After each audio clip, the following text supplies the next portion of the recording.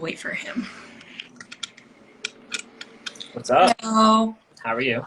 Good. Another wonderful Monday. Are you?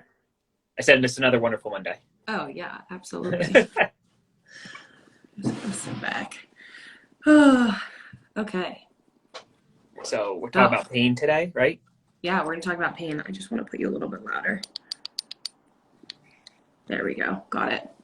I'm good. Infamous P word that we all hate, pain.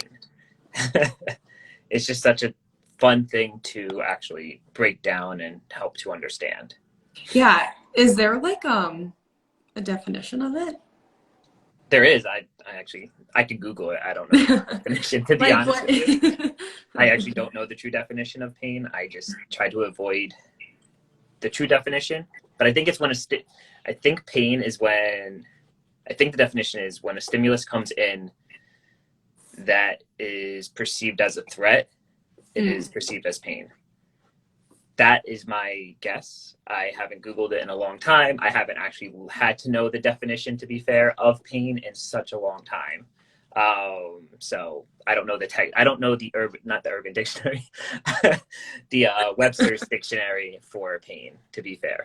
Well, that makes sense, though. A stimulus that's perceived as a threat, and then your body's giving you a signal. Hey, it's like if you went to go touch something that was hot, you would burn your skin if you have your hand on it. So your body needs to say, hey, this is painful, take your hand off. And it's just your body's way of keeping you safe, right? Yes. Well, exactly. And that's the main thing is I think people forget that it's a perceived threat. So like, yeah, at the end of the day, if you kept touching your hand to the hot stove and it kept burning and you didn't learn your lesson, then that's not survival. That's just right. That's not good. So natural selection at its finest. Exactly, literally. And I think that's where we have to understand that pain it's a perceived notion, we'll say. Not that it's not real, it is real, but it's also there as a protective mechanism as we perceive if we are hurt or not hurt. And that's where it can get scary to deal with, because I'm sure you see it all the time with people. They're like, oh, I have this pain. And you're like, oh, is that good? Is it bad? What do you do?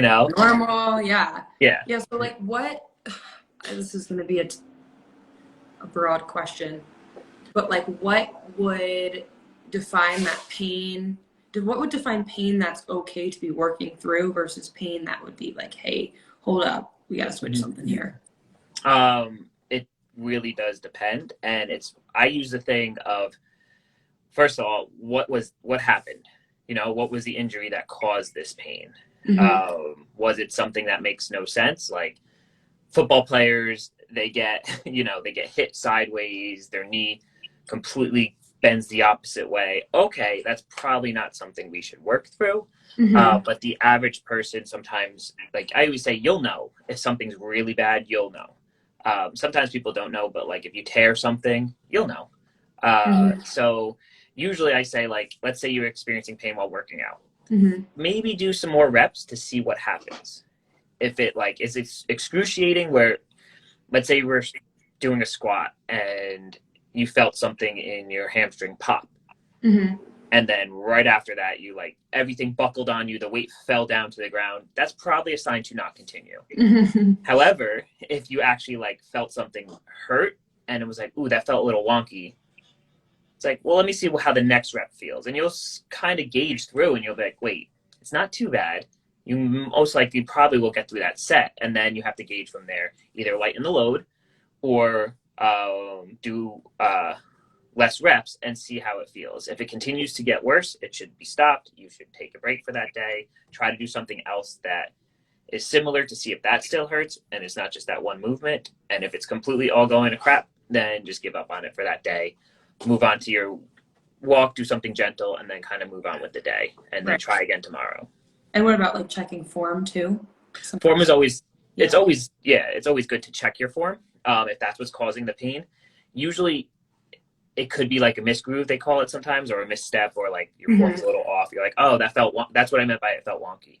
Like, oh, okay, like that felt weird. Let me try again, really slow down my form. And then, oh, it felt better when I concentrated, things like that. So then that pain is just you or not paying attention to what you were doing as much as you should. And that's where Yeah. it can get tricky with high volume work because of form fatigue. And it's natural to have form fatigue, don't get me wrong. But if you have form fatigue plus pain that's not getting better, maybe we stop that set of exercise. Right. So, like, I really like your philosophy on pain because I feel like you know that a certain amount of it is normal. If someone's working through like an injury or an imbalance. Yeah. And I know, you know, we've talked about this before, like lower back pain, for example. You know, there's a certain amount that it would be okay to work through, because I think that sometimes people feel like, oh, I'm having this pain, I can't go to the gym now, I have to avoid all exercises. Yep. When that might not really be the case. So like so like what would you say to people that might be feeling some sort of muscle pain? I know, you know, you just talked about like, hey, can you figure out, can you do some deduction on your own? What was causing this during my workout, and see, you know, how does the next rep feel? Can I check my form, etc.? But say someone has this recurring pain and they can't really figure out what's going on. Like, where would you suggest going from there? So I kind of explained this the other day to a patient of mine. And so pain is tricky in that aspect.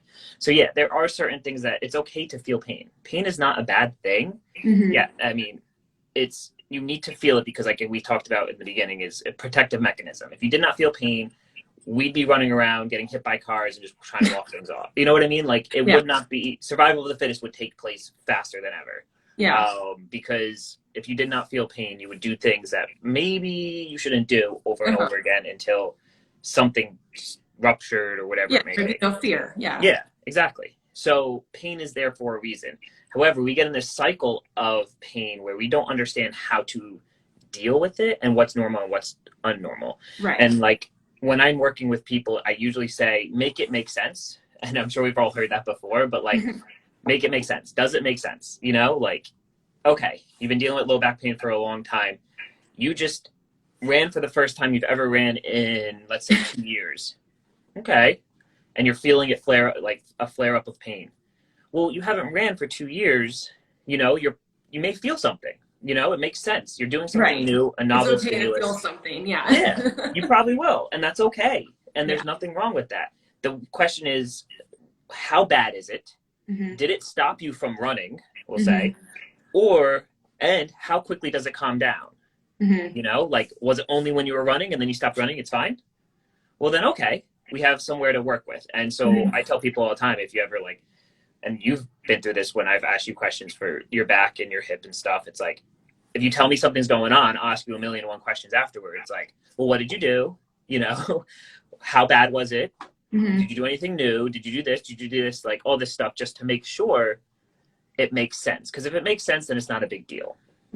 And that's downplaying it, because pain is the worst.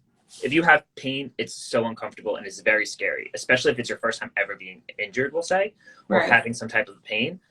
You freak out. And the typical scenario we all go through is, I'll use low back pain because I see it all the time with this scenario. But it's very, very, you can extrapolate to most, is you experience pain. You're like, oh, okay, bad, not good. Let me shut down. You shut down for a few days, pain gets better. Well, yeah, you're not doing anything. You're not pushing the system. It should get better on its own. Inflammation calms down, all that stuff. Then you go back to it, your pain skyrockets back up. You freak out. You're like, holy crap, I'm obviously not healed. This is not good. Let me stop again. Then you take even longer time, let's say 6 days now. And then it's like, okay, I took 6 days off. I should be able to get back to what I was doing because now I took 6 days off. But then that 6 days comes, you go to the gym, you do whatever you were supposed to do for that day. And it's like, oh my God, this is really, really bad. I'm just done. I'm not working out anymore. I'm going to do something different. Tell me if I'm wrong, but a lot of times pain is coming from muscle weakness. So it's that. Having muscle weakness and now you're avoiding working any of those muscles, you're running into an issue long term. Yes. And that's where it's like, and then you have to build your threshold to pain again. So that's where it's like, instead of what we need to do, instead of going up, like, let's say this is the bottom, no pain, this is the top, this pain. Instead of going pain, no pain for 6 days, then pain again. Holy crap, no pain for 7 days because I have to just shut down. And doing this nonstop up, down, up, down, up, down, we need to gradate ourselves up back into what we were doing. And that's where we need to remember that a little bit is okay. So, for example, let's say all the time I hear with deadlifting, for example, is one of them, or even squatting, or even running. Let's say you experience pain while running, okay? You ran, and you had really bad pain that one time. Next thing you know, you're like, oh, crap, I can't run anymore. Let me shut down for 4 days. Okay. Then you get back into running after those 4 days. What was your program looking like getting back into it? You know what I mean? Was it like, okay, I haven't ran for 4 days. Let me do my mile that I normally do every day. You're probably not ready for that mile, to be fair. You may want to do half a mile or a quarter of a mile and then walk the other 3. Or other 3, no, 0.75 miles. Sorry, that wasn't. Right. I think as soon as someone feels good, they want to just jump back into something. Yes. And that's because okay. Because it feels good right. Yes. Right. But it's like, if you know that you are prone to something hurting, how can we work up to that instead of just going from 0 to 100? Yes. And that's what I say. It's the gradation all the way back up. Building your pain sensitivity and tolerance is what you're looking for. And it's easy to use numbers. So let's say you can run a mile without pain. That's great. But every time you get into the second mile, you have pain. Okay. Well, now what do? Is we run that mile. We walk half a mile. Then we run again to see, is there pain? There may not be, And then you kind of work your way up into it, experiencing a little bit of pain. The best example I give people is, like you've dealt that too. Yeah, for sure. Like with my lower back, instead of not working out at all, right, I was getting lower back pain whenever I was squatting. Deadlifts felt fine. RDLs felt fine. Lunges felt fine. Maybe I feel a little bit here or there, but I wasn't going to stop doing my lower body days. Instead, what I did was I took the load off the bar. I started substituting with some front squats and using like a kettlebell hold in the front, even instead of the barbell, like just something that helped take some of that pressure off. But like simultaneously from you, I was working on core strength, warming up appropriately, and making sure my movement pattern was helpful in the situation. So like, again, I wasn't stepping away completely. And as I gradually worked up in weight. So I think that that's what you're getting at here. And not only are you increasing your tolerance to pain, but you're also going to be probably strengthening some things and feeling some things, so the pain should go down as well. Or am I incorrect? No, you're right. Okay. You're dampening the signal to your brain. Let's put it that way. And the easiest way to look at it is like what once was painful, the more we delve into that painful area of things that we can do, you're weakening the signal to your brain, because it's like, oh, the pain intensity, it's not that bad. And that's why I say, like, just do one more rep. Like, you don't have, like, I know we're all about, like, sometimes some people have, like, weird things, like, I can't stop on 13 reps. I just can't. You know what I mean? But, like, sometimes you just get stuck there and you just want to do that one more rep to make sure it's okay. And then you have no pain. It's like, oh, look, I did 12 reps as opposed to 10 reps last time. Great. Next week should be even better. Yeah. And that's what you want to look towards, or you want to, with anything in life, but this specifically too, you want to stack those wins. Little wins here and there. If you tell me that you can't sit for 10 minutes and then I text you the next day and I'm like, oh, how you doing? And you're like, hey, listen, I sat for 20. I'm like, dude, like, I literally sent 1,000 emojis. Or vice versa with standing, because I've had, people that I worked with before that they had trouble with knees or hips standing for a long period of time, and then they've built up tolerance to standing or walking. And it's like, whoa. And if you stack not that I those tricked wins, them for that, but I just know that they were. No, but it's true. It's when you stack those little wins. Oh my God, my throat. First time I ever gave a presentation, I gave a nutrition presentation, and I didn't drink water through the whole thing, and I was having such a great presentation, and then all of a sudden I just completely lost my voice and I couldn't get anything out. And I was coughing for 5 minutes.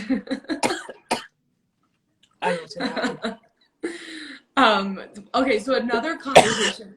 Well, you want a minute? Give me a minute. Okay. I'll wait to even say anything, because I know you're going to get excited about this one. Well, ask the question. So, a topic that I find really interesting is when someone has had an injury and they've had to stay off of it for some time to let it heal. Maybe they have to avoid certain movement patterns for some time, like a hip replacement, right? They can't do a certain amount of external rotation or internal rotation following surgery. Mm-hmm. So they have to avoid certain movements for some time. Now, once they actually get cleared to go into those movements, maybe now they can do lunges again or they can run a little bit again.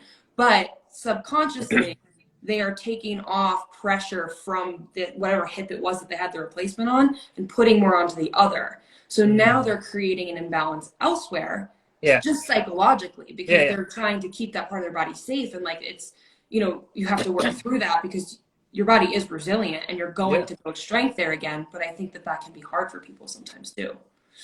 Well, and I think that's one of the things where, so yes, you're right. I don't want to cut you off. Hip replacements it depends on their approach, but usually it's flexion, internal rotation, and interrotation, flexion, and adduction. Gotcha. Okay. But that depends on the approach. Sometimes that's posterior lateral, depending anterior. Anyway, it doesn't matter. Point being is what you're saying is how do you work into things that, if you've avoided something for so long, it can take a little bit longer. Mm-hmm. That's why, and you've worked with me before, but you've seen all the things I post of, don't avoid everything.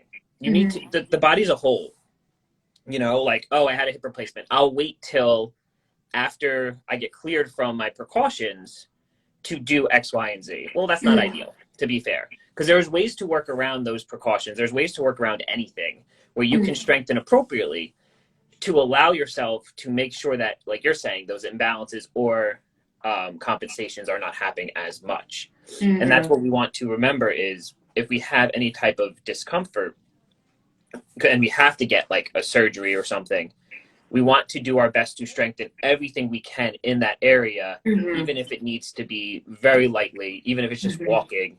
You want to do as much as you can safely so that when you do get back into your normal routine, you can't pick up where you left off, but you can pretty much pick up very, very quickly, and then you're not way behind. We'll say. Movement, right? Because I think, again, if we're avoiding movement to the area, then we're cutting off blood flow to that area and healing and nutrients.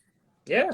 And that's the whole factor. Those joints. And so I think that's what get caught in that cycle. Yes, and that's what we want to remember is when we are experiencing any type of pain, we want to remember movement is key because good blood flow in is always helpful. We want to make sure the muscles are being oxygenated. We want to make sure everything in that area is getting fired, helping to move again because our brain and our body's genius in the way of it will make you survive no matter what.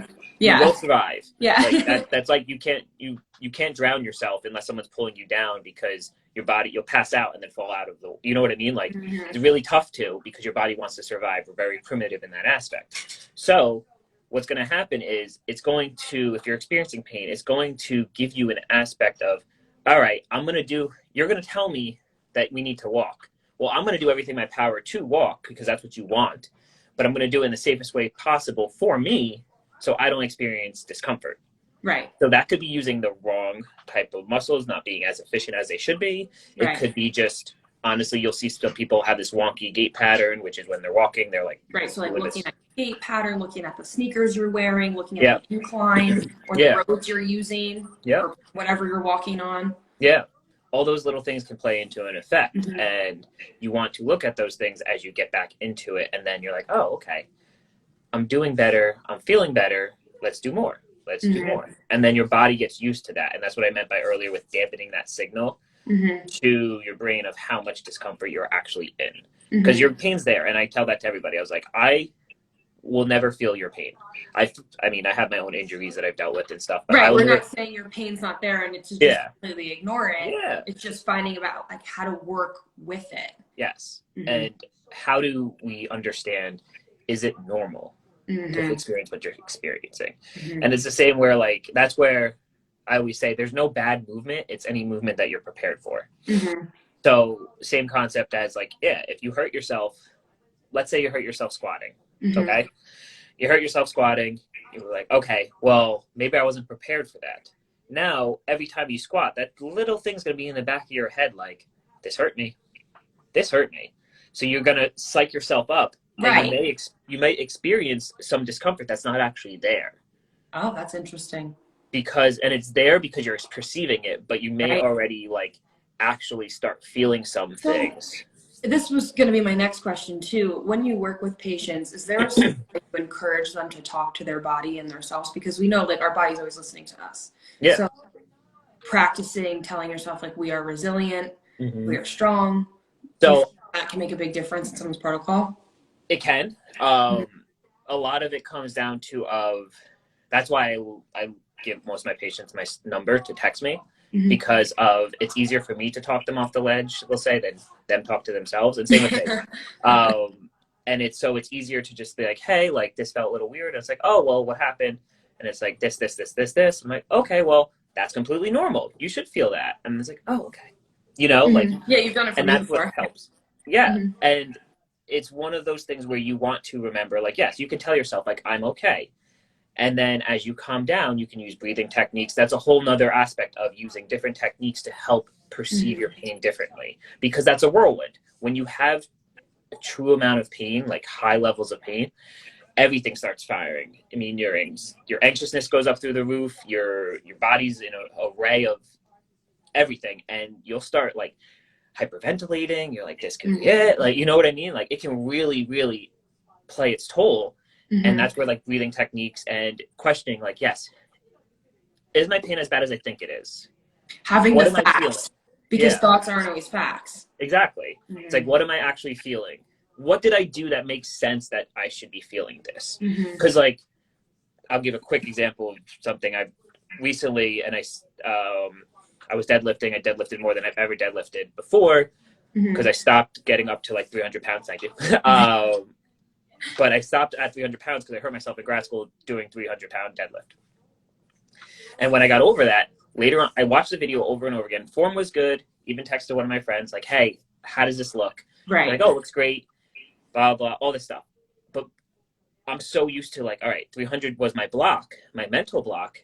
I started later on that like day, I started feeling the exact same symptoms that I felt when I hurt my back really, really bad. And I'm like, is this here? Like, is this truly, everything was technically sound. Don't get me wrong. I could have actually felt something inflamed. Everything was technically sound. The weight I was prepared to do, it was not like I just randomly threw on the weight and was like, whatever, let's see what happens. No, Right. I was actually prepared for it. Right. So I'm like, as I start talking to myself, I'm like going off this checklist of like, you were prepared, you trained for this. You should not be, those symptoms that are there, like your form was technically sound. And then it's like, can you walk? Can you do these other things that you weren't able to do last time you hurt yourself? And I was able to, and I'm like, And then it starts dampening a little bit less and less. See, that's really cool, because it sounds like stuff that I'll do similar with nutrition, having the facts behind something. Like, okay, is it this food? Is it your stress? Is it your sleep? Like getting those data points down. Yeah. Because it's really difficult when you're so close to something to really see it clearly. Like if you can have, if you can have it written down, or you can keep a log of something, you're able to analyze that a little bit better. Bonus points if you have a coach or a PT working with you to then analyze that with you as well. That's why I think it's great that your clients can reach out to you in real time. I tell my clients to reach out to me in real time as well. If you're having something go on, even if it's high stress or can't sleep, like, let's attack that as it comes versus like waiting until your check-in when we don't even remember how we felt during that time. So I think that that's really cool, because again, thoughts aren't always facts, and we can easily psych ourselves out. And when we're clear on what's causing what, and we're, having some sort of process there, it can be really helpful. And your brain remembers always. Like we talked about originally, your brain remembers all the things that you did when you were a kid and you touched the stove for the first time and you learned the hard way that it was hot. Your brain remembers that, hopefully. So your brain will remember. And like some people actually don't have as much awareness as others to pain. So some people are generally a little bit more sensitive to pain than others, and that's possible. What is that? That I don't know. I think a lot comes down to actually what you were exposed to. I think exposure makes a huge difference. Like contact sport athletes, to be fair, probably have not a higher pain threshold, but a less sensitivity to pain than non-contact sports athletes. What's the difference between being less sensitive to it and not like the threshold? I just like using the word less sensitive. Okay. Makes more sense scientifically. Well, because everyone says they have a high pain threshold, and it's all relative. So I like saying, how sensitive are you to pain? As opposed to, what is your pain threshold? How sensitive are you to it? I like to look at it in that terms. Yeah. And there's no scientific reason behind it. When I work with people, I'm like, okay, like more efficient. What's your pain levels? And over time, I've heard over and over again, like, oh, I have a high pain threshold, and that's great. And you probably do. Don't get me wrong. But then it's like, let's dive into how sensitive you are to pain. Does something really basic flare you up? Or can you like beat the crap to your body and barely feel anything, you know? And that is there a concern there when there's people, because I've even with training, I've worked with people that have said they have high tolerance to pain. Is there a concern there as a PT? Or okay. No, because you're not gonna, when they say they have a high pain threshold, it's just they probably actually tolerate things very well. You know, now do I read that as someone saying like, oh, I have a high pain threshold, meaning I wait till the last minute to seek help? Maybe, you know, which is possible. What some people do is like, well, I have a very high pain threshold, so for me to come see you means it's really bad. And I'm like, okay, that's good to know. That means, I'm like, something hurts, I'm coming. Right, exactly. And that's how, like, you don't want to be, both ends of the spectrum. You don't want to be overly sensitive and you don't want to be overly unsensitive. You know what I mean? You want that nice little balance of knowing the difference between when I should seek help and when I shouldn't seek help. That comes back to listening to your body too, because we're really good at ignoring signs and signals.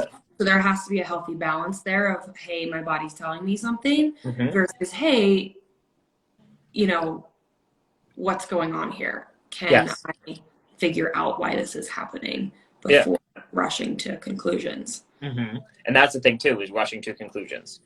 Like, am I okay? Am I not okay? And it's one of those things of, I say to people, try it out and see what happens.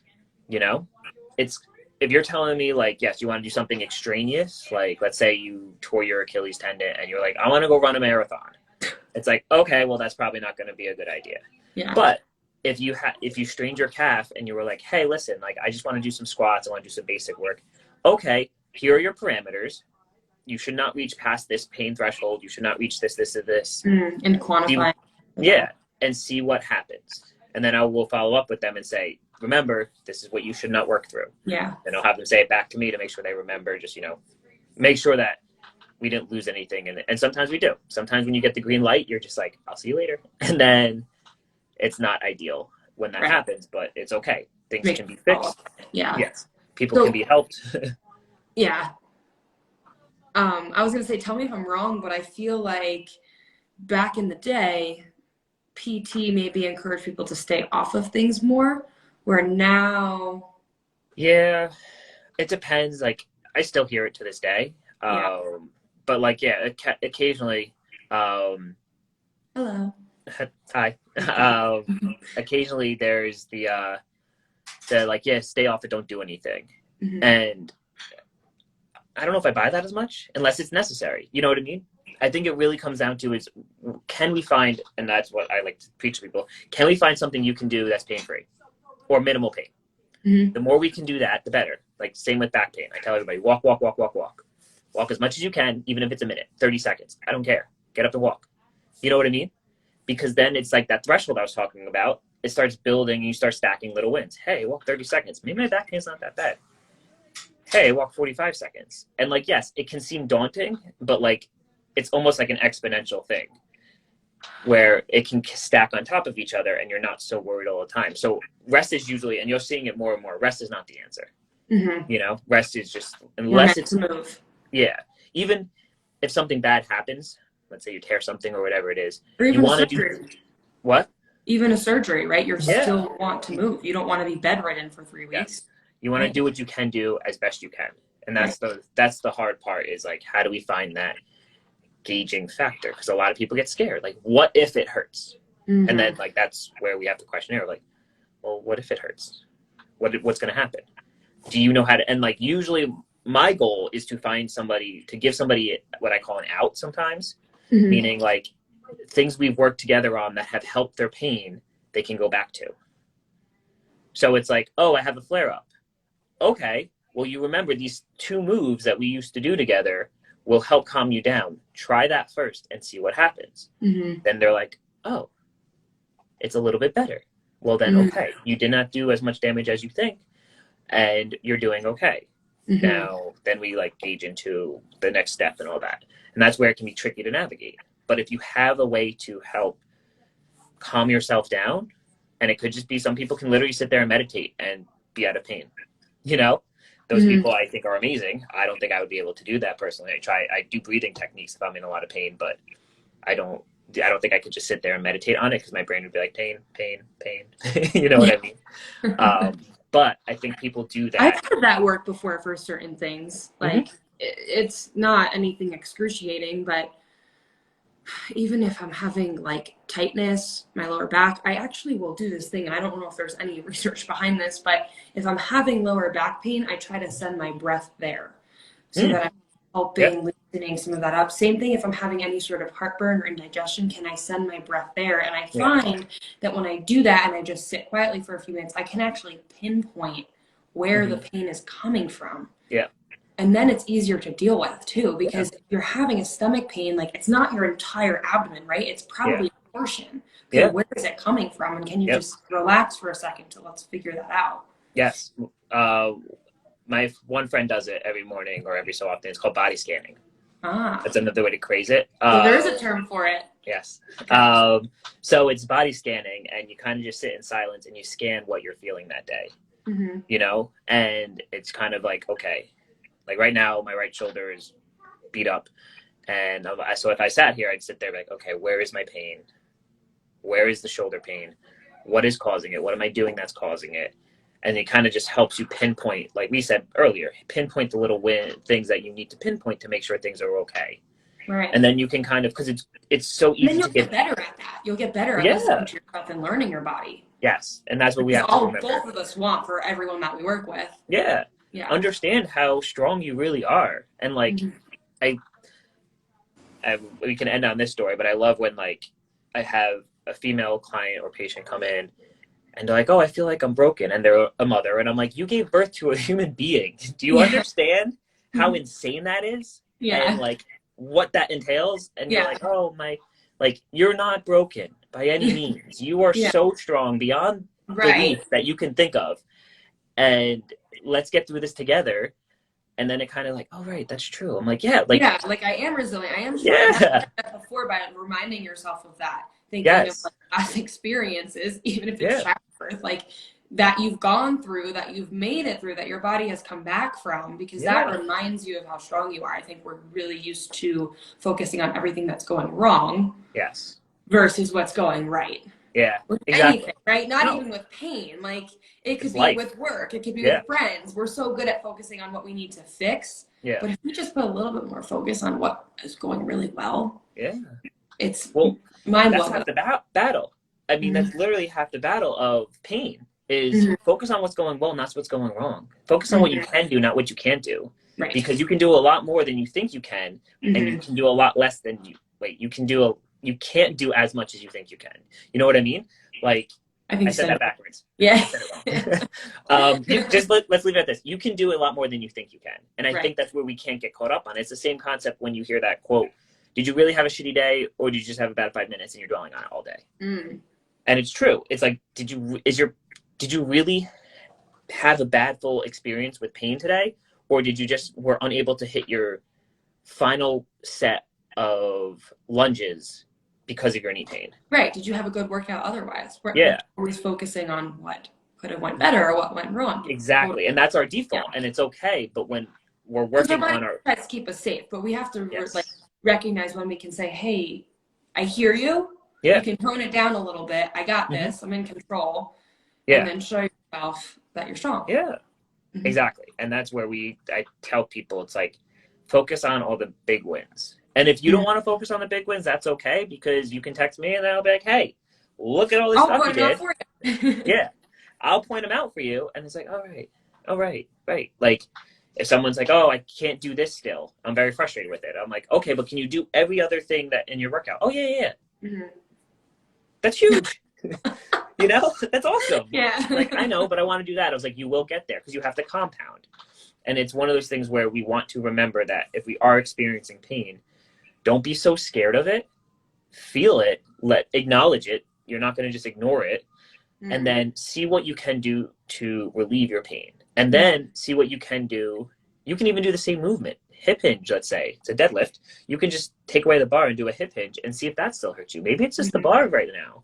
Then you It do always that. comes back to mindfulness. It always blows my mind. Everything comes back to Yeah. mindfulness and listening and being in tune with yourself and your Yeah. body. And what you're feeling and all that crazy stuff.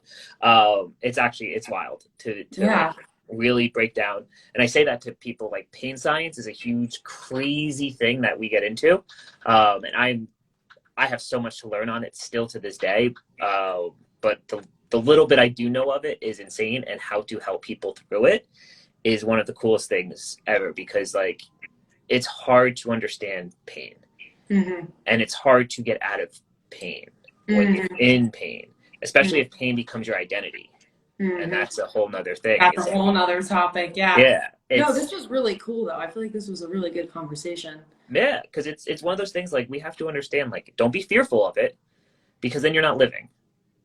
Like what if it's good to push yourself, because then you're, like I said earlier, and we can end on this, is if you are exposed to painful stimuli more, or things that may potentially cause pain, your likelihood of experiencing true pain may be less. Don't get me wrong, shit happens all the time. You know, you could have the best form, doing the uncomfortable. And and that's why, like, there's the no pain, no gain, and I don't like that one. And I saw it somewhere, and I loved every second when I saw it. It's know your pain, know your gain. So it's like KNOW. Right.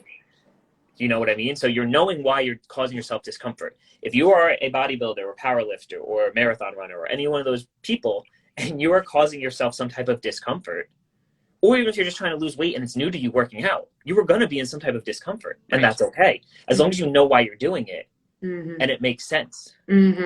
If you don't know why you're doing it and it doesn't make sense, then it's just like, what are we doing? You know? Yeah, agreed. So, I think that's awesome. I think that's a great message. Right? Awesome combo today, Amanda. We'll be back next week for more fun stuff. Not sure what we're going to talk about yet, but we'll figure it out. Figure it out. Thanks for having me, though. All right. Talk to you later. Bye. Bye.